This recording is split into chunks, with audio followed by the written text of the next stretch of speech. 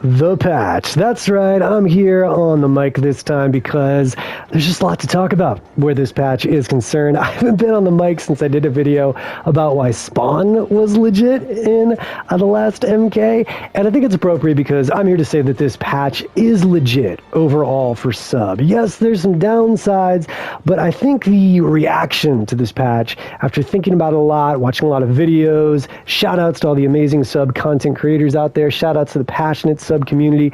I think the reaction being so split on this patch is based heavily on how you like to play sub, and also what camo you're using to enforce that game plan. For those of you that played MKX, I was an unbreakable sub main. There weren't a lot of us out there, but I love that character. I love the parries, and I love the eventual slide combos that we got, where you put ice armor on yourself, then you would slide, freeze the opponent. It was sweet. You get to do this, full screen punishes, and then that even carried over into the next MK11, with the crushing blow associated with the slide. So why am I excited about this patch? It's because slide got way better. Not only do you now have a launching version meterlessly, but you got a meter version that you can hold and still do the spear, which does 14%.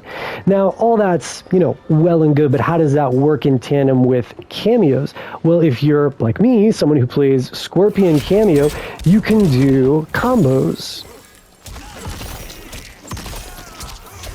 Just being quiet there to make sure I hit the combo. 30%. That was just using one cameo bar, no meter from sub. 30%.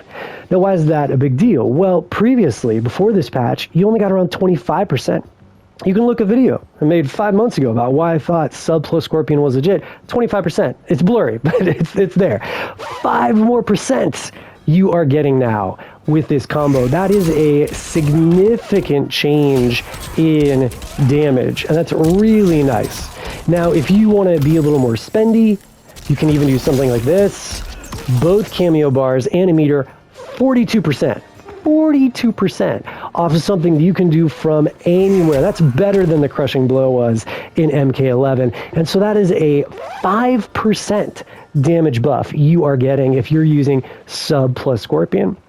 In addition to that, you also now get a correction, or I like to think of it as a correction, to what was previously the greatest weakness of this team, the sub-Scorpion team. Sure, it doesn't give you a lot of neutral, but to me, the real big weakness was not being able to do much when I use an armored launcher. So without the new buff, this is what you're getting against strings that you want to break through. And it's not that great. Now, over here, you could be getting something that could potentially combo if you're far enough away, call Scorpion soon enough.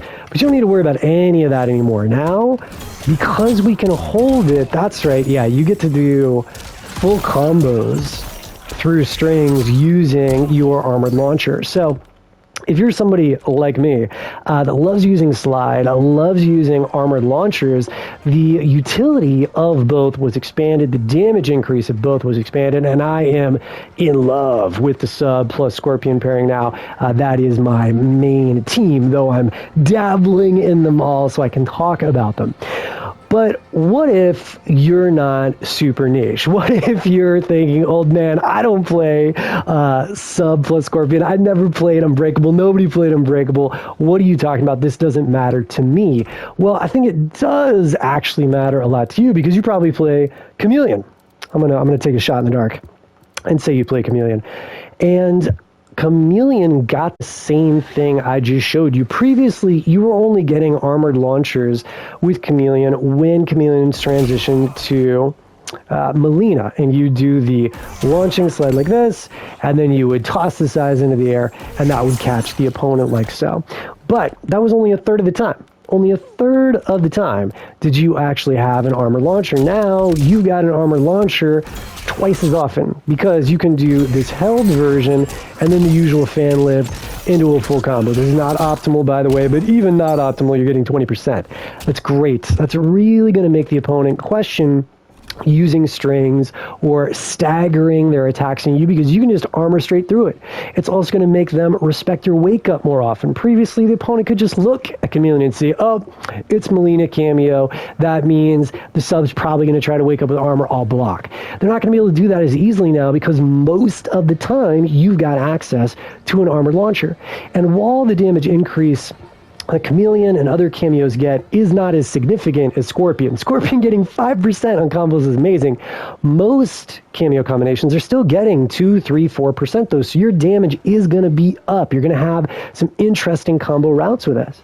Now, what if you're a Sonya loyalist? I played Sonya for a long time, and life is better for Sonya too, and not just because of a little bit of an increase in damage, and you do definitely have an increase in damage now that you can launch with this, and yes, it does launch like so. Now that you can launch with that, like I showed in my previous Sonya combo video, you can get 37% as a B&B. 37%. Sub's normally been a low damage character in this game, and that's not the case anymore. But I'm not even here to talk about the extra damage you're getting with Sonya. I'm here to talk about 2-1.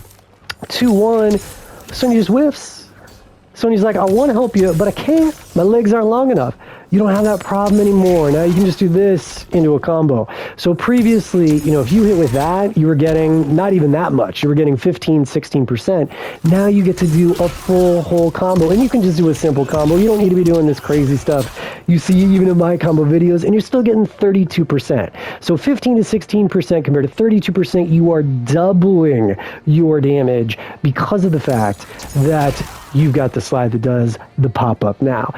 If you're wondering why would I ever be using 2-1, old man, I don't use 2-1. I'm just using the mix with Sonya. That's all I care about. All I care about is doing the overhead and the lows. Okay, yeah, that part's cool. But the reason why you should be using 2-1 is this is your longest range footsie button.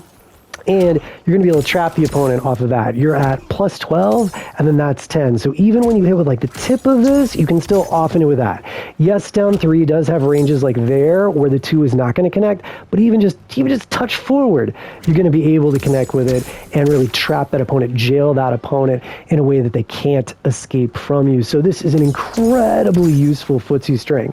Yes, it's got a gap in that. I'll cover that in my How to Win with Sub-Zero video, but suffice it to say, if you are a Sonya main, life is better for you because now you can be using 2-1 in neutral and you can do a full combo just for 1 meter. What about all the other cameos out there? Oh my goodness, like I could do an hour of this. I'm not going to though. But there are so many cameos now that you can combo with. You can combo with Striker. Now, this is crazy town. You can be like, oh yeah, I want to use a projectile-based assist and still be able to do combos. And you can. You can do full combos with that. That's just cool. Kano is giving you combos. Goro could always give you combos, but now you can do it meterless because you're just doing the slide pop-up into Goro. Cyrax gives you combos. Cyrax has some really cool synergy with Sub-Zero, and because of the pop-up, now you can keep that combo going. So, slide buffs overall, giving you this option of pop-up versus keeping them in front of you, increase damage, increase cameo synergies, lets you pick where you want to end up with the opponent, lets you escape the corner. Let's say Sento's pressuring you, Johnny's pressuring you. You can get out. You can be almost full screen from the opponent, escaping because you got this new version of the slide. So for me, who is a slide enthusiast, this is a huge buff. And even if you didn't realize you were a slide enthusiast as a Chameleon player, as a Sonya player, you're getting some significant buffs, and you're getting the opportunity to play with a whole bunch of other cameos you may not have thought about before. But what about the negatives? What about the downsides? So one of them is this being super finicky now. This is not going to combo nice and easily. The change to the clone was previously really great because it just captured anything around it. Are you near the clone? You're getting captured. Notice I just did too high and too low. You need this like sweet spot right where they're parallel like that. That's when it's going to hit, okay? So yeah, you can get to a point in training room where you can hit that, but I get that it sucks to have already built muscle memory for something and then to not be able to do that anymore and have to relearn it. Who wants to spend time relearning something you already learned?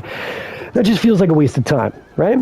Plus, now with the clone, it's got more cooldown, so I can't clone again. It's like, I want to clone again. I can't. I'm still waiting. There, finally. Now I can clone again. So that feels like it sucks too, right? So I can't hit my 412 in the air. I'm having trouble with it. It's finicky. I can't clone again. I can't do the setups that I wanted to do. Listen, if you are a setup style player, I get the pain you're experiencing, but you also got a massive buff with the clone because even mid-screen, look how long that just stayed there, even mid-screen, meterless Mid-screen, meterless, you've got options of being able to slide people into the clone. You can even grab them into the clone if you do it fast enough. Just mid-screen, you can get them. Look at that. That's wild that you can do that with regular clone. With enhanced clone, it is there all day long, and you're able to make decisions. Now, obviously, this is the most important in the corner.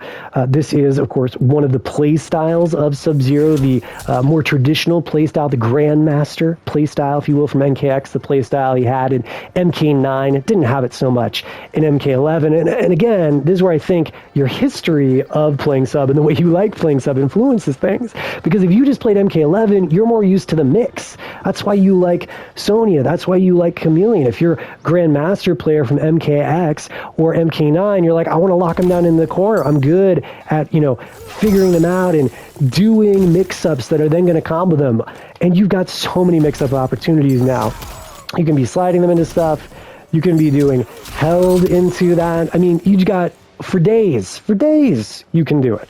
But then, of course, you might say, but old man, I can't do it anymore because if I clone in the middle of the combo, then I can't clone here. I can't clone at the end of it. So even though I've got this buff of a longer clone time, if I can't do it on the setup, who cares? It doesn't matter. Well, yes, that is true, but there are ways you can modify your combo to either not include the clone or to do the clone early enough and then do an extension with your character so the combo lasts longer. For instance, let's say you are that Sonya player, okay? And you want to be able to clone at the end. Well, you can do something like this. And excuse me if it just takes me a couple times. I hate for you to have to sit here and watch it, but it is what it is. So, there we go. You can do something like this, where you're cloning really early.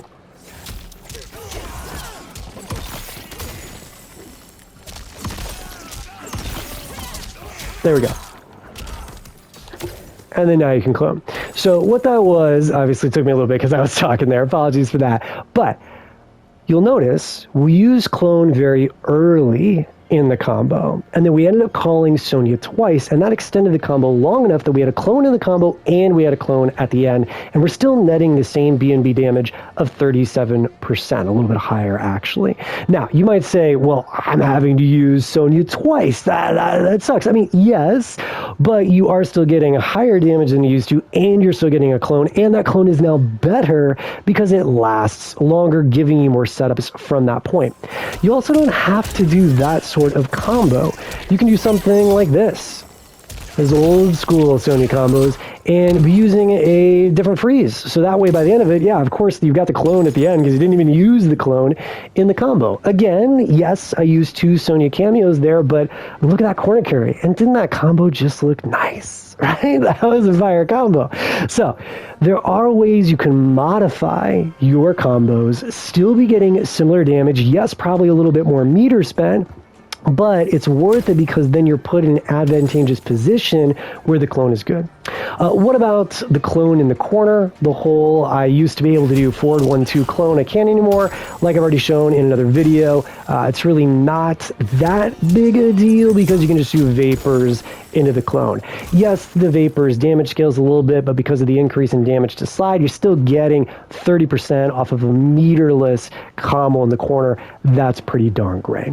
Now, again, I could talk about this stuff forever, but I hope this has given you some insight into the major strengths that Sub has are tied to his slide and tied to his clone, his ability to lock down. Now, yes, there's some mix-up strategies in there. I'll talk about that and how to win, but the mix-up strategies really weren't addressed or touched much in this particular patch. What was, though, was slide getting amazingly versatile and lots of options and lots of damage associated with it, or at least a decent amount of damage, and then clone lasting longer for those traps in the corner. So no matter what cameo you play, I truly do believe there's something for you here, and the advantages very much outweigh the disadvantages we're seeing. To close out, obviously I did not talk about this, which has some fun utility. You can be doing neat little combos and they look swaggy, and there is some actual tech associated with it in terms of being able to hide behind this as a strategy to close out a game. You can armor break certain setups that people are doing.